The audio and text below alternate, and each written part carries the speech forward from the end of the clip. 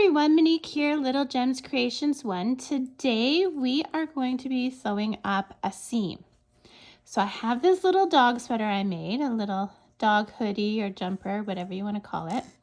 And I need to sew up this seam. So we're going to start by turning it inside out. You're going to need a darning needle. Now what I did is I left a long tail when I made this project, but if you don't have a long tail, you can just use a piece of yarn. And we're going to thread our needle. And then I'm going to put the two sides together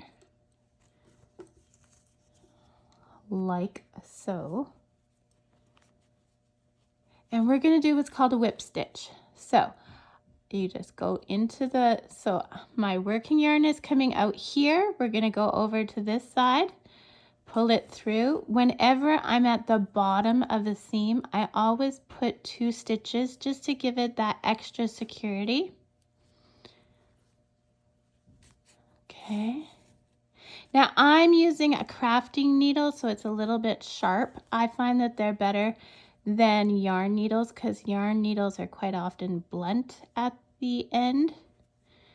So I use a crafting needle. I just find it sews easier. And what we're doing is we're going back to the side we started on, and we're going through both, and then we just pull through.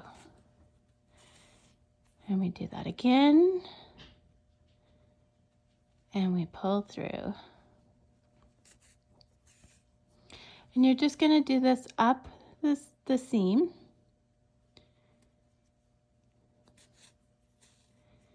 See, and this is nice and together.